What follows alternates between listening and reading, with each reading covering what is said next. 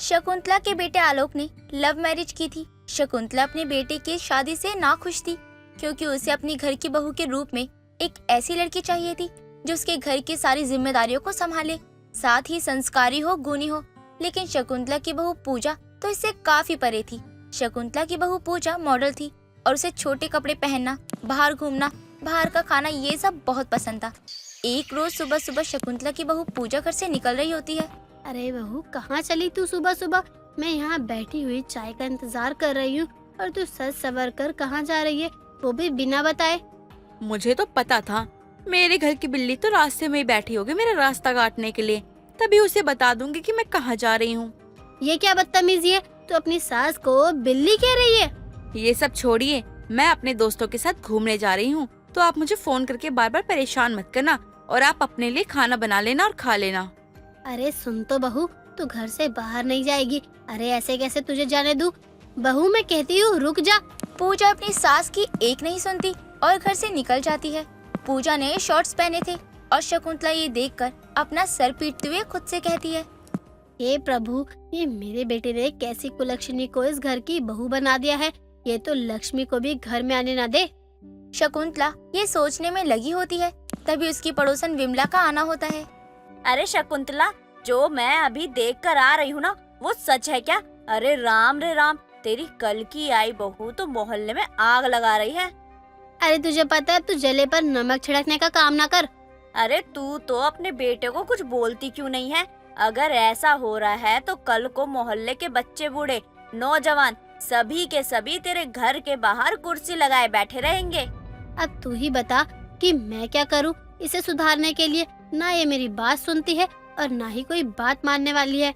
अरे शकुंतला, तू भूल मत कि तू भी सास है और सास से डर कर नहीं रहा करती है। ये भी ठीक कह रही है। आज आने दे, इसकी अच्छे से खबर लेती हूँ। अरे उसे आए हुए आज सिर्फ घर में 15 दिन हुए हैं और इन 15 दिन में पूजा मुश्किल से 2 या 3 दिन ही बाहर नहीं गई होगी। हाँ हाँ, ये तो मैंने भी देखा है। और तेरी बहू को ऐसा आता जाता देख मुझे तो लगने लगा है ये सार्वजनिक बहू है, जिसके घूंघट उठाने का मौका ही नहीं मिला मोहल्ले की औरतों को। शकुंतला तो अपने मॉडर्न और घूमने वाली बहू से काफी परेशान हो चुकी थी। अब देर रात शकुंतला अपनी बहू का इंतजार कर रही होती है। तभी आलोक अपने कमरे से निकल कर आता है और अपनी माँ को हॉल में बैठा देखकर अपनी माँ से कहता है, अरे माँ, क्या हुआ? आप यहाँ क्यों बैठी हो? कहीं आप पूजा का इंतजार तो नहीं कर रही? वो अपने दोस्तों के साथ क्लब गई हुई है, आप चिंता मत करो। पूजा तेरी कौन लगती है? अगर वो तेरी बीवी है तो उसकी तुझे चिंता क्यों नहीं है? माँ, मुझे तो अपनी पत्नी पे ना पूरा विश्वास है और आपको भी ना अपनी बहू पे विश्वास करना ही चाहिए। विश्वास तो मुझे है, लेकिन इतनी रात वो कहीं बाहर है और तू कह रहा है कि मैं सब्र करूं, जाकर सो जाऊं, मुझे कोई चिंता ही नहीं है। माँ, आपको पता है हाँ कि मेरी पत्नी को मैं समझता हूँ, जानता हूँ, वो कहाँ है, कैसी है, सब मुझे पता होता है। हर वक्त बिना बात के मुद्दा बनाने की कोशिश करती रहती हो आप। तुझे ऐसा लगता है कि मैं बिना बात मुद्दे बनाती हूँ? माँ, लगता क्या है, सब कुछ तो मेरे सामने ही है। अभी आप ही देख लो, अभी भी आप मुद्दा बना रही हो बिना बात के। अरे आ जाएगी पूजा, लो आ गई। आलोक और शकुंतला पूजा की बातें कर ही रहे होते हैं कि तभी पूजा लड़खड़ाते हुए घर आती है, जिसे आलोक संभालते हुए कहता है, अरे पूजा, आराम से, लगता है कुछ ज्यादा ही पार्टी कर ली तुमने। चलो मैं तुम्हें कमरे तक छोड़ देता हूँ। हाँ, आराम से ले जा, इससे तो मैं बात कल करूँगी। इसने नशा कर रखा है अभी। माँ, अब आप इस बात को लेकर मुद्दा ना बनाओ ना, तो वही ज्यादा अच्छा होगा। शकुंतला तो अपनी बहू को नशे में देखकर काफी परेशान हो गई थी। लेकिन अब अगली सुबह जब शकुंतला अपनी बहू को रात वाली बात याद दिलाती है तो पूजा अपनी ही सास पर भड़क जाती है। माँ जी, आप शायद भूल रही हैं, मैं एक मॉडर्न बहू हूँ और क्लब जाना, नाइट आउट करना ये मेरा फैशन है और ये मेरा लाइफस्टाइल है। और आज ही मैं गोवा के लिए निकलने वाली हूँ, 4 दिन बाद ही घर आऊंगी। माँ, क्या हो गया? क्यों सुबह सुबह पूजा को बोले जा रही हो आप? अरे जहाँ जाना है जाने दो ना। जब मेरी पत्नी है, मैं मना नहीं कर रहा हूँ कहीं जाने से, तो आप क्यों कर रही हो? आपको क्या ही दिक्कत है? अरे माँ जी तो मुझे हर वक्त सुनाती रहती है, तभी तो मैं अपने दोस्तों के साथ ट्रिप पे निकल जाती हूँ। मुझे घर का क्लेश पसंद नहीं है। माँ, आप ना पहले ना मेरी पत्नी पे रोक टोक लगाना बंद कीजिए। अरे उसकी लाइफ है यार, वो जैसा चाहे जिए। माँ, मैं आखिरी बार कह रहा हूँ, अगर आपने दोबारा उस पर रोक टोक की तो मैं ये घर छोड़ के चला जाऊंगा। ठीक है, नहीं बोलती तुम दोनों को कुछ। जब तुम दोनों किसी बड़ी सी मुसीबत में फंसोगे ना, तब तुम्हें पता चलेगा कि जो तुम कर रहे हो वो कितना सही और कितना गलत है। मैं तुम दोनों को घूमने फिरने से मना नहीं कर रही हूँ और ना ही ये कह रही हूँ कि बहू मॉडर्न है तो वो ये सब कपड़े नहीं पहन सकती। अरे सब कपड़े पहने, अरे कम से कम जहाँ जाए तू उसके साथ तो रहे ना। क्यों माँ जी, मैं बाहर नहीं जा सकती क्या अकेली? आप जैसी सोच रखने वाले लोगों की वजह से ही लड़कियां पिछड़ रही हैं, घर से निकल नहीं पाती हैं, पढ़ लिख नहीं पाती हैं, अपने हक के लिए लड़ नहीं पाती हैं। हाँ बहू, मेरी ही गलती है। जा, तुझे जहाँ जाना है, जहाँ रहना है रह। मैं तुझे अब कुछ नहीं कहूँगी। तू तो मेरे हाथों से तभी निकल गया था जब मैं तेरी मनमानी पूरी करने लगी। अब तो नहीं करती ना, अब तो मैं खुद कमाता हूँ, घर का सारा खर्चा खुद करता हूँ। तभी तो अपनी माँ को हर बात पर बस चुप रहने को कहता है, वो भी अपनी पत्नी के सामने। खैर, ये सब देखकर मुझे अच्छा लग रहा है। शकुंतला अपने बेटे और बहू की कड़वी बातों का जहर पी चुकी थी और वो फैसला करती है कि उसकी ट्रिप पर जाने वाली बहू को वो कहीं भी जाने आने से नहीं रोकेगी। अब ऐसे ही समय बीतता है और एक रोज विमला शकुंतला के घर आती है। क्या बात है शकुंतला, आजकल तू मुझे दिखती नहीं है और तेरी घुमक्कड़ बहू है कहाँ? लगता है कहीं घूमने गई है लंबे टूर पर। अरे उसे छोड़, तू बता, तू इतने दिनों बाद क्यों आई है? कहाँ गई थी और जहाँ भी गई थी तू मुझे बताकर क्यों नहीं गई? तुझे तो तेरी बहू बताकर कहीं नहीं जाती है, लेकिन फिर भी तू मुझसे ये उम्मीद कर रही है कि मैं तुझे बता कर जाऊँ कि कहाँ गई थी। हाँ, ये भी तेरा सही है। वो क्या है ना, आजकल तो मेरे बेटा बहू भी मेरी इज्जत नहीं कर रहे हैं, तो तू भी ऐसी बातें बोल ही रही है तो मुझे बुरा नहीं लग रहा है। अब क्या कलेश कर दिया तेरी हीरोइन बहू ने? अरे वो तो मुझे शुरू से आज तक पसंद ही नहीं आई कभी। विमला और शकुंतला आपस में बातें कर ही रही होती हैं कि तभी आलोक अपनी पत्नी पूजा के साथ घर आता है। पूजा के कई जगह हाथ और सिर पर चोट लगी थी। ये देखकर शकुंतला अपनी बहू से कहती है, अरे क्या हो गया, सब ठीक तो है ना? बहू क्या हुआ, बोलती क्यों नहीं तू कुछ? माँ मैं बाद में बताता हूँ, अभी पूजा को आराम की जरूरत है। आलोक अपनी पत्नी पूजा को जैसे ही कमरे में जाने को कहता है, तभी पूजा अपनी सास के गले लग जाती है। माँ जी मुझे माफ कर दीजिए, मैंने आपकी बातें नहीं मानी। अगर मैंने आपकी बात मान ली होती तो आज मेरे साथ ऐसा नहीं होता। मेरे एक दोस्त ने मेरे साथ जबरदस्ती करने की कोशिश की। तू ठीक तो है ना? बहू बोल, तू ठीक तो है ना? हाँ माँ जी, वो तो सही समय पे ये मेरा फोन देने आ गए। हम यहाँ से निकलने ही वाले थे। और बहू आप बैठ, सब ठीक हो जाएगा। तू इतना सोचती क्यों है? मैंने तुझे पहले यही कहा था, सब अपने नहीं होते बेटा।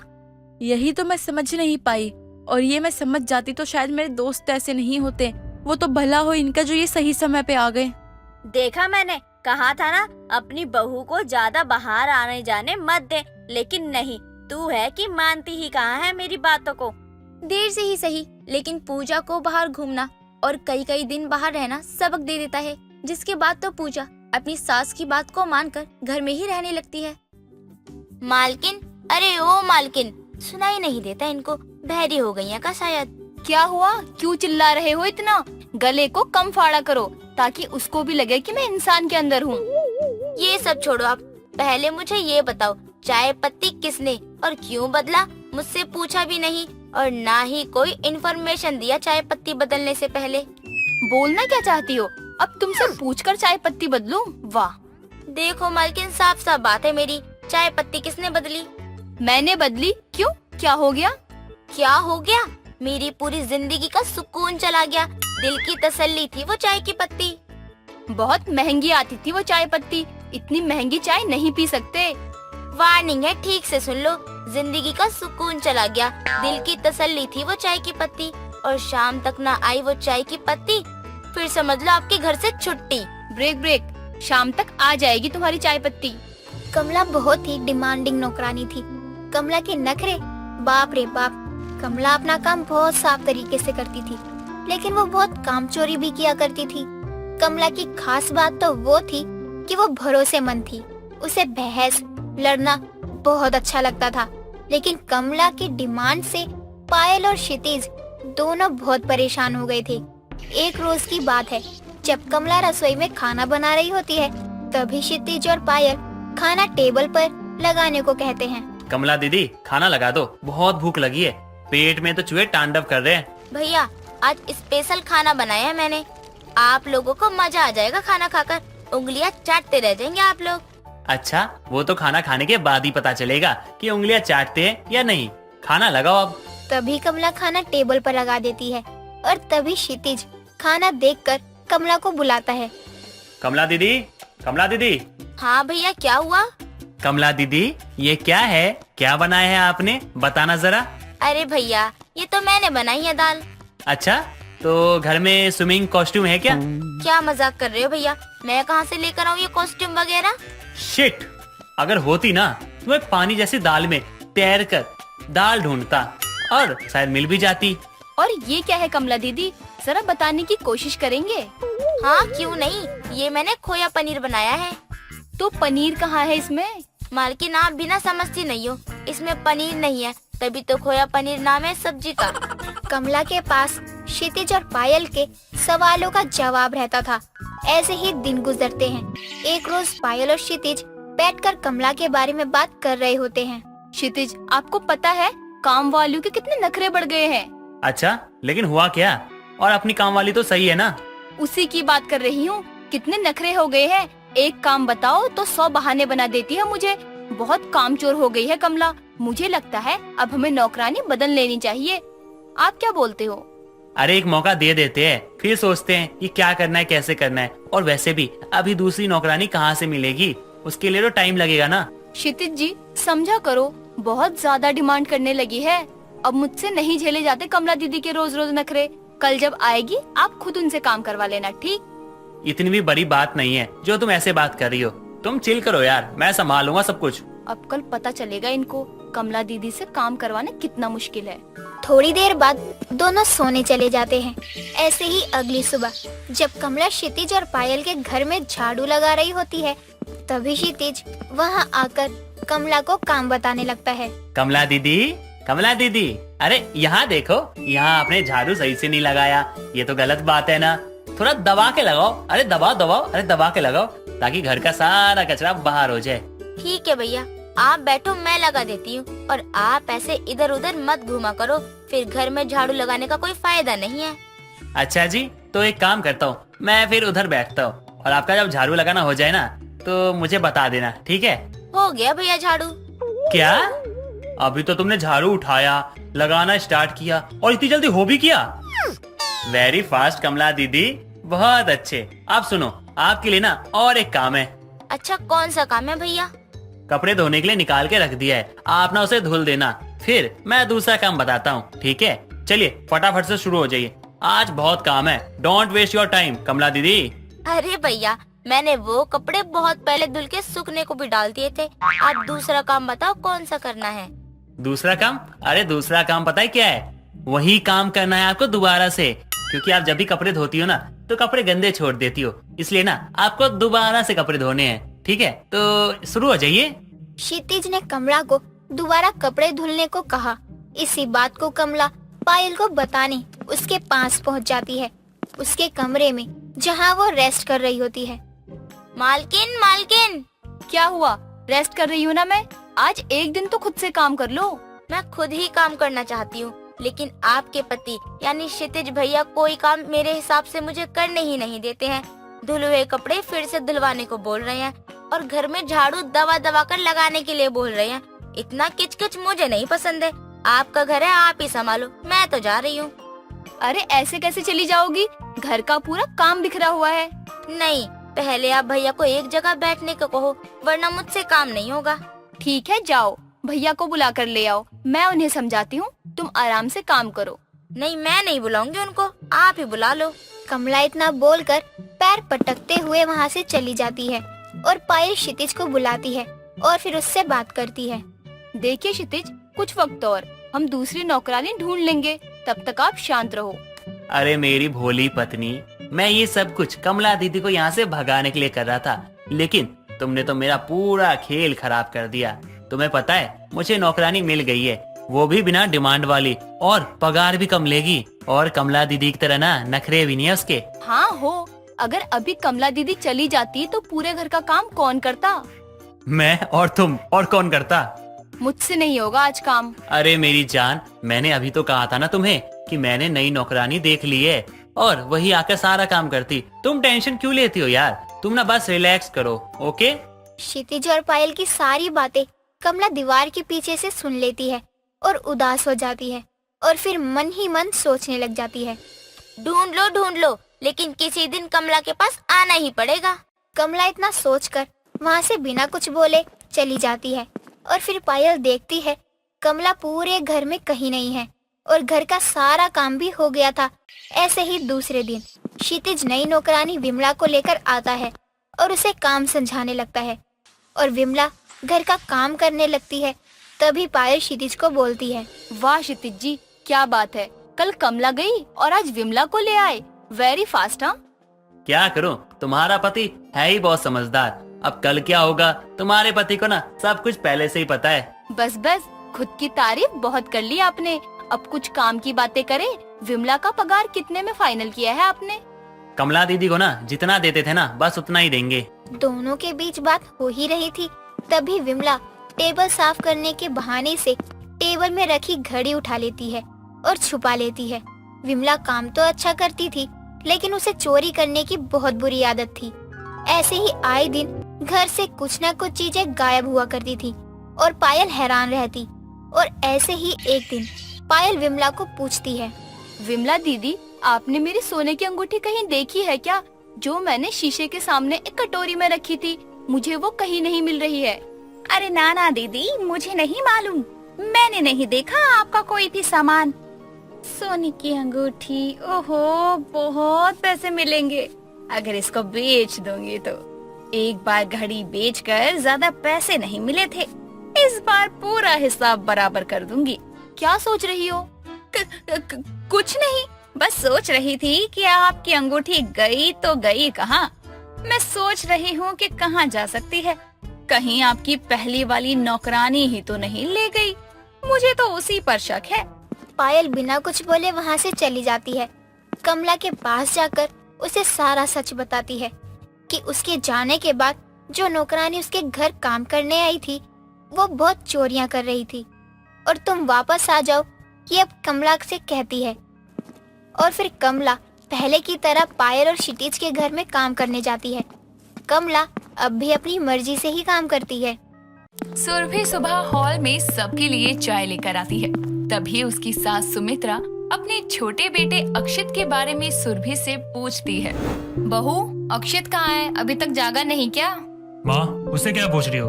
वो तो रसोई से आ रही है। अरे बहू, भाभी है उसकी, और भाभी को देवर के पल पल की खबर रहती है। हाँ सासू माँ, वो कल देर रात तक बेचारे काम कर रहे थे ऑफिस का, इसीलिए। हाँ, तो ऑफिस का काम घर पे करने की क्या जरूरत है? उस काम की अलग से सैलरी उठाता है क्या? नालायक को दुनियादारी की समझ नहीं है। आप भी ना बिन सोचे समझे कुछ ही बोल देते हो देवर जी को। आप लोग चाय पीजिए, मैं उन्हें जगा कर आती हूँ। अरे नाश्ता तैयार है या नहीं? सुरभि मानव की बात को अनसुनी करके वहाँ से चली जाती है। जैसे ही अक्षित के कमरे में जाती है तो देखती है कि अक्षित एक प्यारी सी स्माइल के साथ बेड पर सोया हुआ है। तभी वो उसके पास जाती है और प्यार से उसके सर पर हाथ फेर कर कहती है, जनाब कैसे बच्चों की तरह सो रहे हैं? देवर जी, अरे उठिए। भाभी, कितनी प्यारी आवाज है आपकी। अच्छा, तो मेरी आवाज सुनने के लिए अब तक आंखें बंद करके लेटे हुए थे और बाहर आपके भैया गुस्सा कर रहे हैं। भाभी, उनको गुस्सा करने के अलावा आता ही क्या है? पता नहीं है आपने गुस्सैल भैया से कैसे शादी कर ली। अच्छा जी, तो क्या आपसे शादी करती? उठो और फ्रेश होकर बाहर आ जाओ।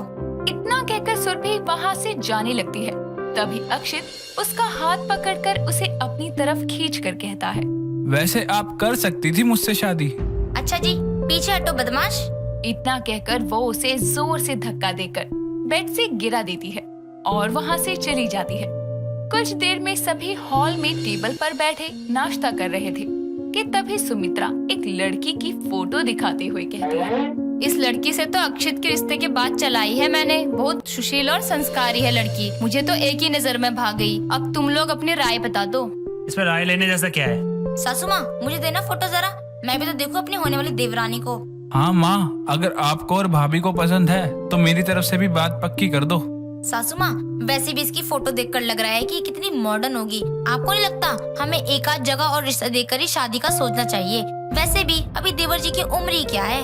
बहू, तुझसे ज्यादा अनुभव है मुझे, और मेरी मान तो यही शादी की सही उम्र होती है। अपने बड़े बेटे की सही समय पर शादी की तो तू इस घर में आई है। सासू माँ, मैं तो बस सुरभि तुम बहस मत करो, माँ जो कह रही है सही है। तुम लंच दो मेरा, मुझे देर हो रही है। जब बुढ़िया को खुद ही चलानी होती है तो ये सबसे पूछती क्यों है? लाती हूँ लंच। इतना कहकर वो रसोई से लंच लाकर मानव को पकड़ाती है और अक्षित भी मानव के साथ ही ऑफिस के लिए निकल जाता है। समय बीतता है और अक्षित की शादी उसी फोटो वाली लड़की आशिका से हो जाती है। गृह प्रवेश की रस्म के बाद जब अक्षित और आशिका कमरे में जा रहे थे, तभी कुमकुम की थाली लिए पीछे चल रही सुरभि के पैर में अचानक मोच आ जाती है। आउच! सासू माँ, क्या हुआ? बहू तो ठीक तो है ना? पैर में अचानक की मोच आ गई सासू माँ। भाभी कहीं आपका पैर तो नहीं मुड़ गया? चलिए मैं आपको कमरे तक छोड़ देता हूँ। नहीं देवर जी, आप देवरानी जी के साथ कमरे में जाइए, मैं ठीक हूँ। सासू माँ, ये थाली लीजिए। जैसे ही सुरभि सुमित्रा को थाल पकड़ाकर आगे बढ़ने लगती है तो दर्द के कारण जमीन पर गिर जाती है। तभी अक्षित उसे गोद में उठाकर उसके कमरे में ले जाता है तो सुरभि के चेहरे पर मुस्कान आती है। ये देख आशिका को कुछ अजीब सा महसूस होता है। समय बीतता है। मानव बिजनेस ट्रिप के लिए बाहर चला जाता है। एक रोज जब अक्षित नहाकर बाहर आता है तभी सुरभि उसके कमरे में आती है तो आशिका कहती है, जेठानी जी आप यहाँ? अक्षित शर्ट पहनो जाकर। देवर जी ऐसे ही है देवरानी। हाँ तो जेठानी जी आपको भी नॉक करके आना चाहिए था। ऐसा है तो देवरानी जी तुम्हें ही दरवाजा बंद रखना चाहिए था, क्योंकि मुझे खुले दरवाजे पर नॉक करने की आदत नहीं है। तो आदत डाल लीजिए जेठानी जी, क्योंकि अब आपके देवर कुंवारे नहीं रहे। वैसे आने का कोई खास कारण? वो सासू माँ ने देवर जी को नीचे बुलाया है, यही कहने आई थी। इतना कहकर सुरभि वहाँ से चली जाती है और हॉल में आकर खुद से कहती है, 4 दिन नहीं हुए इस देवरानी को आए और ये मुझसे इस तरह बात कर रही है। इसे क्या पता देवर जी की जिंदगी में मेरी क्या अहमियत है। कुछ दिनों में इसको अपनी जगह समझ ही आ जाएगी। एक रोज छुट्टी के दिन घर का काम खत्म करने के बाद आशिका अक्षित को कहती है, सुनिए ना, कहीं बाहर घूमने चलते हैं, आज मौसम भी बहुत अच्छा है। मौसम तो आजकल रोज ही अच्छा रहता है आशिका, लेकिन मेरी छुट्टी तो एक ही दिन होती है। किसी और दिन प्लान बनाकर चलेंगे। क्या अक्षित तुम नहीं सोचते क्या कि हमें अकेले में थोड़ा क्वालिटी टाइम बिताना चाहिए? मैं कौन सा हनीमून पर चलने की कह रही हूँ। सही तो कह रही है बहू नालायक। माँ आप कब आई? ये फालतू की बातें छोड़ और बहू को घुमा ला बाहर। बेचारी कभी किसी से कुछ नहीं कहती है, तुझसे बोलती है, तू उसकी सुनता नहीं है। देवर जी, अरे यहाँ आए आप। मैं कब से आवाज लगा रही हूँ, राशन लाने जाना है मुझे। चलिए बाइक निकालिए। अरे हाँ, आपने सुबह ही तो कहा था, मेरे दिमाग से निकल गया। मैं अभी चाबी लेकर आता हूँ। पर अक्षित आशिका की बात नहीं सुनता और चाबी लेकर उसकी जेठानी के पीछे चल पड़ता है। आशिका भी दरवाजे तक जाती है तो देखती है कि सुरभि अक्षित को कसकर पकड़कर उसकी बाइक पर बैठी है और कुछ ही देर में दोनों वहाँ से निकल जाते हैं। तो वो खुद से कहती है, ये जेठानी जी अपने देवर के कुछ ज्यादा ही करीब हैं। मतलब मुझे घुमाने के लिए इतनी छुट्टियां बर्बाद हो जाती हैं, लेकिन जेठानी जी के साथ राशन लाने के लिए ये अपनी छुट्टी बर्बाद होने की परवाह नहीं करते। कहीं मेरी जेठानी का अपने देवर के ही संग कोई चक्कर तो नहीं चल रहा? नहीं, ऐसा है तो मुझे पता लगाना ही होगा। अपनी जेठानी की हरकतों और अपने पति का अपनी जेठानी के प्रति झुकाव देखकर आशिका को दोनों के बीच चक्कर चलने का शक होता है, जिस बारे में वो अपनी सास से बात करती है। लेकिन उसकी ऐसी सोच पर सुमित्रा उल्टा उसे ही खरी खोटी सुनाती है। एक बार रात के खाने के समय जब आशिका अक्षित को खाना परोसने जा रही थी, तभी सुरभि उसे साइड करते हुए खुद अक्षित को खाना परोसती है। साथ ही खाते वक्त जब अक्षित के होठों के पास चावल लगता है तो वो उसे अपने हाथों से बड़े प्यार से साफ करती है। ये देखकर आशिका के साथ उसकी सास भी हैरान रह जाते हैं। जेठानी जी हद में रहिए अपनी। मैं तो बस देवर जी का बच्चा नहीं है तेरा देवर बहू, ये क्या हरकत कर रही है? सासू माँ मैंने कहा था ना आपसे, जेठानी जी अपने देवर के साथ ही चक्कर चला बैठी हैं। देख रही हैं ना इनकी नजदीकियाँ तो है देवरानी जी। फिर तुम इसे चक्कर समझो या कुछ और, क्योंकि देवर जी की जिंदगी में तुमसे ज्यादा मायने मैं रखती हूँ। बस कीजिए भाभी, ये आप क्या बोली जा रही हैं? माँ ऐसा कुछ नहीं है, भाभी के लिए ऐसा कुछ नहीं सोचता मैं। देवर जी इसमें सोचने जैसा क्या है? मैं आपको पसंद करती हूँ, इसलिए आपके करीब रहना चाहती हूँ, और आप भी तो। भाभी आप ये क्या बकवास कर रही हैं? आशिका मेरी पत्नी है और उसकी कसम मैंने आपको हमेशा भाभी माना है। मैं नहीं जानता था आप मुझे लेकर ऐसा कुछ सोचती हैं। हाय दैया, ये सब क्या चल रहा है? मुझे लगा छोटी बहू की कोई गलतफहमी होगी, लेकिन बड़ी बहू तेरे मन में ही खोट है। इसमें खोट कैसे सासू माँ? किसी को पसंद करना गलत तो नहीं है, लेकिन जेठानी होकर अपने ही देवर पर डोरे डालना गलत है। जेठानी जी, आपके चक्कर में मैं अक्षित जी को गलत समझ बैठी। आप दोनों के बीच कोई चक्कर है ये मान बैठी। इस तरह पता चला कि आशिका का शक पूरी तरह नहीं, लेकिन कुछ हद तक जायज था, जिसके बाद शर्मिंदगी के चलते सुरभि कुछ नहीं कहती तो सुमित्रा गुस्से में उसे उसके मायके भेज देती है। वानी को बाहर घूमना फिरना और मूवीज देखने का बहुत शौक था। उसका सबसे मनपसंद हीरो इमरान हाशमी था। वो उसकी बहुत बड़ी फैन थी। जब भी उसकी कोई मूवी रिलीज होती तो वो उसका पहला शो देख लेती थी। एक दिन उसका पति जतिन ऑफिस जाने के लिए तैयार हो रहा होता है। तभी वानी बाथरूम से नहाकर बाहर आती है और अपने पति के करीब जाकर उसके फेस पर अपनी फिंगर फेरती है। हाय, आज आप कितने हॉट लग रहे हैं। दिल कर रहा है आपको ऑफिस ही ना जाने दूं। बेबी, अगर तुम मुझे ऑफिस नहीं जाने दोगी तो पैसे कहाँ से कमाऊंगा? और तुम्हारे महंगे महंगे शौक जो हैं वो भी तो पूरे करने होते हैं ना मुझे। मैं कौन सा लाइफ टाइम रुकने के लिए बोल रही हूँ। मैं तो बस आपको आज ऑफिस जाने से रोक रही हूँ। आपको देख कर ना अंदर का शैतान जाग रहा है। इसलिए कहता हूँ कि अपने हीरो इमरान हाशमी की मूवी देखना कम कर दो। जब देखो रोमांटिक मूड में रहती हो यार तुम तो। आपको तो खुशी होनी चाहिए कि आपकी वाइफ इतनी रोमांटिक है। आपको उसका मूड बनाने की जरूरत नहीं है। अभी मेरे पास टाइम नहीं है, मुझे ऑफिस के लिए देर हो रही है। मैं जा रहा हूँ। कहाँ जा रहे हैं आप? रुकिए ना, प्लीज मत जाओ ना। आज का सारा टाइम ना आप मेरे साथ ही स्पेंड करना। वानी इतना कहकर उसे जोर से गले लगा लेती है और जतिन को ऑफिस जाने से रोक लेती है। दोनों साथ में बेड पर लेटे होते हैं। तभी उसकी सास उमा वानी को आवाज लगाती है। बहू, ओ बहू, कहाँ है तू? आज अपने कमरे से खुद निकलेगी या पंडित जी से मुहूर्त निकलवाऊं? अपनी माँ की आवाज सुनकर जतिन बेड से उठकर खड़ा हो जाता है। तभी वानी फिर से उसका हाथ पकड़कर अपनी तरफ खींच लेती है। कहाँ जा रहे हैं आप? रुकिए ना प्लीज। नहीं नहीं, माँ आवाज दे रही है, तुम नीचे जाओ वरना वो ऊपर आ जाएगी। माँ जी को भी बुढ़ापे में चैन नहीं है, जब को बहू बहू करती रहती है। ठीक है, जा रही हूँ। वानी इतना कहकर गुस्से में कमरे से बाहर चली जाती है। कुछ देर बाद जतिन भी अपने ऑफिस के लिए निकल जाता है, जहाँ पहुंचकर उसे पता चलता है कि मीटिंग रूम में सब उसका इंतजार कर रहे हैं। तभी वो जल्दी से मीटिंग के रूम में जाता है। सॉरी सर, मुझे आने में देर हो गई। जतिन, कल सबको ही बता दिया गया था कि सुबह 10 बजे की मीटिंग है, लेकिन तब भी तुम 12 बजे आ रहे हो। अब उसको कहता हूँ कि आज सुबह सुबह मेरी बीवी पर इमरान हाशमी का भूत चढ़ गया था, इसलिए लेट हो गया हूँ। जवाब दो, किस सोच में डूब गए? सर, अब जवाब में क्या टाइम वेस्ट करना, मीटिंग शुरू करते हैं ना। वैसे ही बहुत लेट हो गया है। ठीक है, लेकिन आगे से ऐसा नहीं होना चाहिए। तुम इस ऑफिस में सीनियर हो, अगर तुम ही ऐसा करोगे तो बाकी लोग क्या करेंगे? नहीं सर, आगे से ऐसा बिल्कुल नहीं होगा। मैं पूरी तरह से ध्यान रखूंगा कि आपको शिकायत का कोई मौका ना मिले। जतिन इतना कहकर अपना फोन ऑफिस के लैपटॉप से कनेक्ट करके व्हाट्सएप पर आई ऑफिस की पिक्स को प्रोजेक्ट पर दिखा रहा होता है। तभी गलती से उसका हाथ वानी के व्हाट्सएप पर टच हो जाता है। Hi baby, I miss you so much and I love you so much. Please जल्दी घर आ जाना। जतिन, ये सब क्या है? अपने साथ साथ तुम ऑफिस का भी मजाक बना रहे हो। सॉरी सर, गलती से ये प्ले हो गया, आगे से नहीं होगा। जतिन, मुझे लगता है तुम्हें रेस्ट की जरूरत है, तुम घर जा सकते हो। बॉस की बात सुनकर जतिन चुपचाप अपना बैग उठाकर मीटिंग रूम से चला जाता है। वो गुस्से में घर पहुंचता है। तभी वानी बैकलेस ब्लाउज और ब्लैक कलर की साड़ी पहनकर वहां आती है और अपने पति के गालों पर किस करती है। तुम सनक गई हो क्या?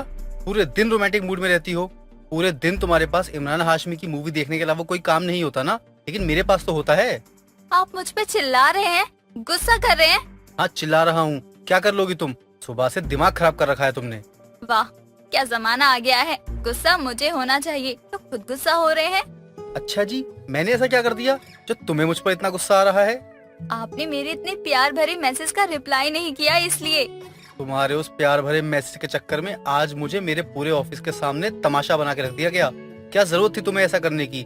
ऐसे मैसेज सेंड करने की तुम्हें जरूरत आखिर क्या थी? तुमने आखिर मुझे वो सेंड ही क्यों किया? तुम्हें पता है ना कि ऑफिस में मैं काम करता हूँ, टाइम पास नहीं। मेरा सारा काम डिस्टर्ब हो गया। जतिन इतना कहकर वहाँ से चला जाता है। समय बीतता है। तभी एक दिन वानी जतिन से कॉल पर बात कर रही होती है। हेलो मेरी जान, आप मुझसे अभी भी गुस्सा हो क्या?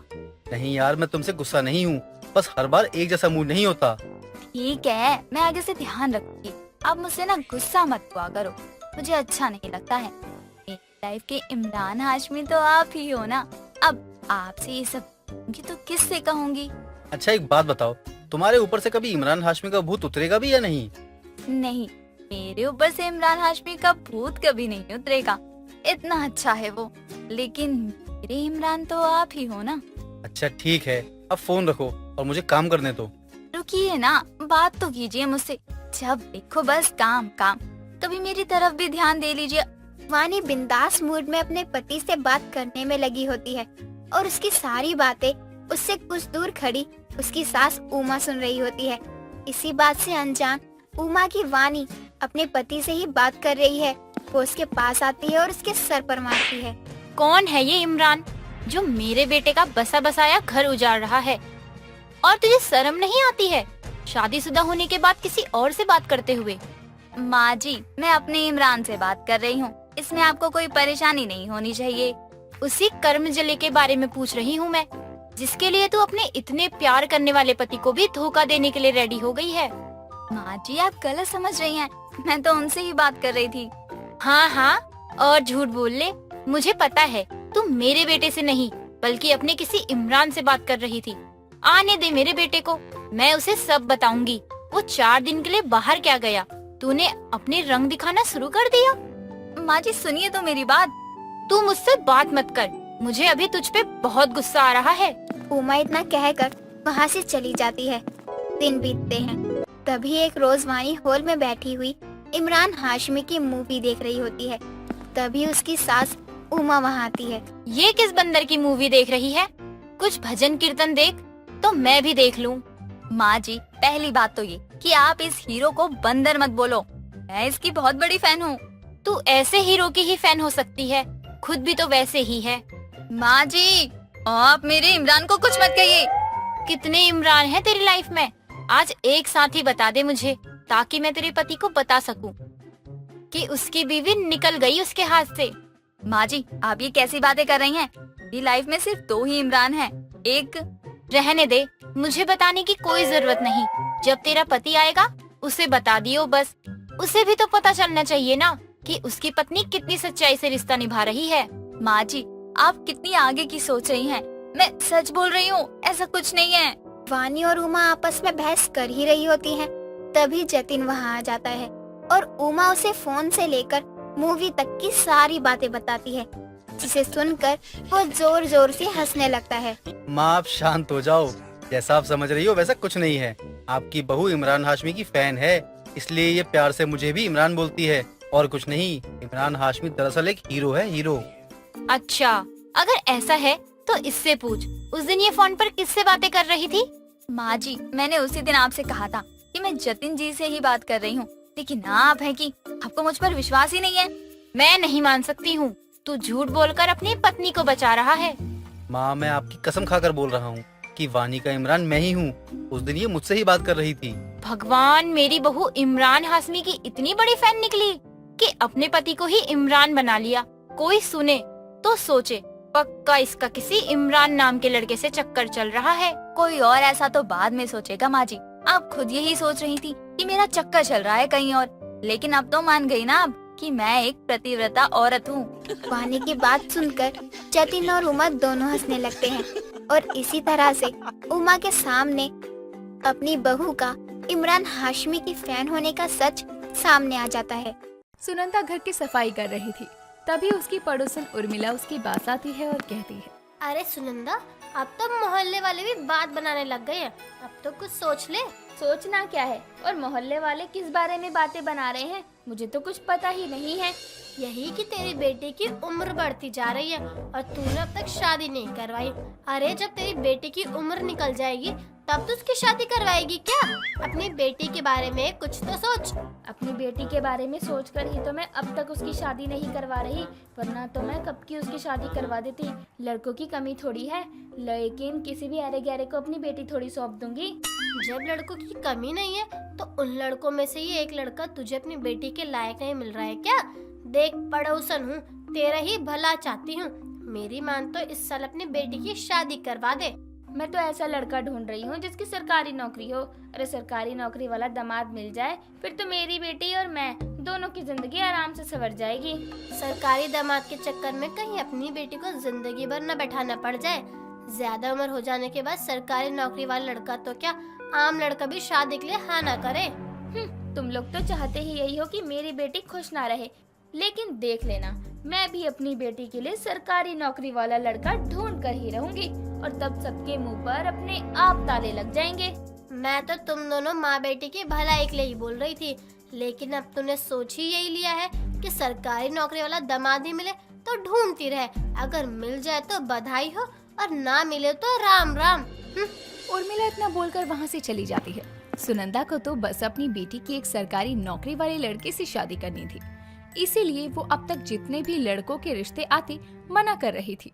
कुछ दिनों बाद सुनंदा की बेटी प्रतीक्षा अपनी जॉब से घर आती है और सोफे पर बैठ जाती है। तभी सुनंदा उसके पास जाती है और पानी का ग्लास देते हुए सुनंदा अपनी बेटी से कहती है, मैं तो परेशान हो गई तेरी शादी के बारे में सोच सोच कर। पता नहीं कब तेरी शादी होगी। एक अकेली माँ हूँ, जितनी ज्यादा समय तक तुझे घर में बिठा कर रखूंगी उतने ही लोग मुझे ताने देंगे। माँ आप ना खामखा ही इतनी चिंता कर रही हो। अरे जब मैं बोल रही हूँ आप चिंता मत करो, तो क्यों इतनी फालतू की टेंशन ले रही हो? मेरी शादी हो जाएगी, आप भी ना माँ। शादी कहाँ से होगी? कोई अच्छा लड़का मिले तब तो शादी होगी ना। माँ मैंने अपने लिए एक बहुत अच्छा लड़का देखा है, आपको भी जरूर पसंद आएगा वो। क्या तूने अपने लिए लड़का देख लिया है? तुझे पता है ना मैं अपनी ही जात बिरादरी में तेरी शादी करवाऊंगी। तूने जो भी लड़का देखा है उसे भूल जा, कुछ नहीं होने वाला तेरा उसके साथ। माँ अभी तक तो आपको बड़ी चिंता सता रही थी कि मेरी शादी होगी नहीं होगी, और जब मैं खुद बोल रही हूँ कि मैंने अपने लिए लड़का देख लिया है तो आप मना कर रही हो। माँ मैंने भी बोल दिया है कि मैं शादी करूंगी तो उससे ही। ठीक है फिर मैं भी देखती हूँ कि तू शादी करेगी कैसे। माँ लड़की की सरकारी नौकरी है, आपको तो सरकारी नौकरी वाला ही दामाद चाहिए था ना। क्या सरकारी नौकरी है लड़की की? तूने ये बात मुझे पहले क्यों नहीं बताई? क्योंकि आप सुनना ही कहाँ चाहती थी कुछ। लड़के की सरकारी नौकरी है, वो भी पुलिस में। अब बताओ, अब भी आपको मेरी उस लड़की की शादी से कोई एतराज है? नहीं नहीं मुझे कोई एतराज नहीं है। अच्छा है एक काम कर, कल तू उस लड़के को घर बुला लियो, और वैसे भी अब काफी देर हो गई है तेरी शादी में, अब तो चट मंगनी और पट ब्याह हो जाएगा। सुनंदा को जैसे ही पता चलता है कि प्रतीक्षा ने एक सरकारी नौकरी वाले लड़के को पसंद किया है, तो सुनंदा तुरंत भूल जाती है कि उसकी जात क्या है और वो शादी के लिए मान भी जाती है। अगले दिन प्रतीक्षा अपने बॉयफ्रेंड सुमित को अपनी माँ से मिलवाने घर पर बुलाती है। सुनंदा, सुमित और प्रतीक्षा बैठे होते हैं। तभी प्रतीक्षा कहती है, माँ यही है सुमित जिससे मैं प्यार करती हूँ। माँ हम दोनों एक दूसरे को काफी सालों से जानते हैं। बच्चों की खुशी में ही बड़ों की खुशी है, और वैसे भी तुम्हारी सरकारी नौकरी है तो तुम तो मेरी बेटी को पलकों पर बिठा कर रखोगे ना। मैं तो बहुत खुश हूँ तुम दोनों के लिए। माँ लेकिन सुमित का कहना ये है कि अभी हम शादी नहीं कर सकते। वो क्या है ना, हम 1-2 साल बाद ही शादी करना चाहते हैं। आई होप कि आपको कोई परेशानी नहीं है इससे। अरे परेशानी कैसे नहीं होगी, शादी को ऐसे टाल नहीं सकते। शादी इसी हफ्ते होनी है और ये बात पक्की है। सुमित बेटा तुम अपने घर वालों को बता दो, ठीक है ना? माँ आप क्यों जिद कर रही हो? अरे अब तो रिश्ता भी तय हो गया है, शादी आज करे या 1 साल बाद क्या फर्क पड़ता है? अब तो आपको आपका दामाद मिल ही गया है ना। अब इसे मैं कैसे बताऊं कि जिस सरकारी नौकरी वाले दामाद की मुझे इतनी इच्छा थी वो मिल जाने के बाद अब मैं एक दिन की भी शादी में देरी नहीं कर सकती हूँ। आज लड़का हाँ कर रहा है शादी के लिए, कल को क्या पता इसका मन बदल गया तो। आंटी जी अभी मेरे परिवार वाले यहाँ है नहीं, उन्हें आने में 2-3 दिन तो लग ही जाएंगे, और शादी में इतनी जल्दबाजी करना मेरे ख्याल से ठीक नहीं है। और हाँ प्रतीक्षा सही बोल रही है। तो क्या हुआ सुमित बेटा, 2 दिन की बात तो और है, हम 2 दिन इंतजार कर लेंगे और तुम्हारे परिवार वालों के आते ही हम तुम दोनों की शादी करवा देंगे। बस शादी में देर नहीं होनी चाहिए, बात खत्म। लेकिन आंटी हमारी बात तो सुनो। मुझे किसी की कोई बात नहीं सुननी। मैंने बोल दिया कि शादी इसी हफ्ते होनी है तो बस इसी हफ्ते होनी है। सरकारी नौकरी तो है आपके पास, और अब एक और पद की खुशी स्वीकार करो ना बेटा, दामाद का पद। सुनंदा इतना बोलकर दोनों को कुछ नहीं बोलने देती और शादी तय कर देती है। एक हफ्ते के अंदर ही सुनंदा अपनी बेटी और सुमित की शादी करवाती है। शादी करके जैसे ही प्रतीक्षा को विदा करती है, तब जाकर सुनंदा को थोड़ी चैन की सांस आती है। अगले दिन पग फेरे की रस्म के लिए सुमित प्रतीक्षा को लेकर आता है। जैसे ही वो दोनों साथ में घर आते हैं, तुरंत सुनंदा अपनी पड़ोसन उर्मिला को बुलाती है और बोलती है, ये देख उर्मिला, ये है मेरा सरकारी नौकरी वाला दामाद। बहुत बोलती थी ना तू कि नहीं मिलने वाला ये वो, ना जाने क्या क्या बोलती थी। अब बोल, अब क्यों तेरी जुबान पर ताला लग गया? अरे मैं ये कब बोलती थी कि सरकारी नौकरी वाला दामाद नहीं मिलेगा? मैं तो बस तेरी ही भलाई के लिए बोलती थी, लेकिन तू नहीं, हमेशा से मेरी बातों का गलत मतलब निकाला। अब इसमें मेरी क्या गलती? अब मेरा दामाद सरकारी नौकरी वाला है ना, इसलिए क्या ही बोल सकती है तू। सुमित, तुम्हारे लिए कुछ खाने को लाऊं? भूख लगी होगी ना तुम्हें? नहीं मम्मी जी, मुझे भूख नहीं लग रही है। मैं घर से खाना खाकर ही आया था। आप प्रतीक्षा से पूछ लो, शायद उसने खाना नहीं खाया था। प्रतीक्षा, तुम कुछ खाओगी? अरे प्रतीक्षा तो अपनी माँ के घर ही आई है, कुछ खाना हो तो खुद बनाकर खा लेगी। आप तो शादी के बाद पहली बार आए हो, सरकारी नौकरी है आपकी, आप बस हुक्म करो क्या खाना है, वो बनेगा आपके लिए।